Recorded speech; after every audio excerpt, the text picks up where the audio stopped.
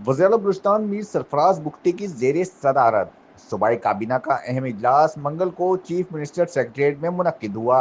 जिसमें सूबे की मजमूई तरक्की, मौसर हुक्मरानी, अवामी बहबूद और सिक्योरिटी से मुतालिक मुतअद्दिद फैसलों की मंजूरी दी गई। इजलास में फैसलों से मुतालिक तर्जुमान हुकूमत बलूचिस्तान शाहिद रिंद ने प्रेस कॉन्फ्रेंस में मीडिया को तफसीलात से आगाह करते हुए बताया कि काबीना ने ज़र शोबे की बेहतरी के लिए अहम फैसले करते हुए किसानों को 50% सब्सिडी पर ज़रूरी ट्रैक्टर फराहम करने की मंजूरी दी। तवानाई के शोबे में बेहतरी के लिए काबीना ने लसबेला और हब में 150 किलोवाट के सोलर प्रोजेक्ट की तकनीकी और माली जायजे के लिए सेक्रेटरी खजाना और सेक्रेटरी एनर्जी पर मुश्तमिल एक आला सतह कमेटी तश्कील दी।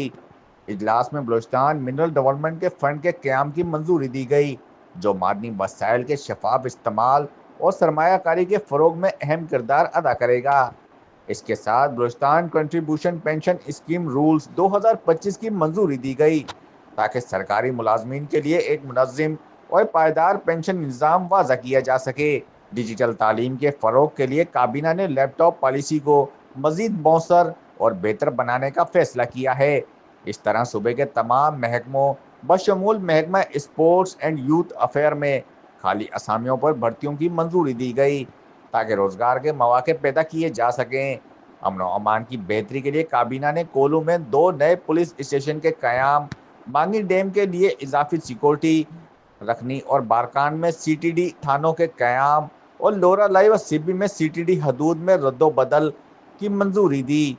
तर्जुमान शाहिद रिंद के मुताबिक ये तमाम फैसले वज़ीर-ए-आला मीर सरफराज बुगटी के इस विजन की अक्कासी करते हैं, जो एक बाइख्तियार, महफूज, तरक्की याफ्ता और आवाम दोस्त बलूचिस्तान के क़याम पर मरकूज है। इन्होंने कहा कि हुकूमत बलूचिस्तान शफाफियत, मेरिट और अवामी खिदमत के असूलों पर कारबंद है और इनके फैसलों के समराज जल्द आवाम तक पहुँचने शुरू हो जाएंगे।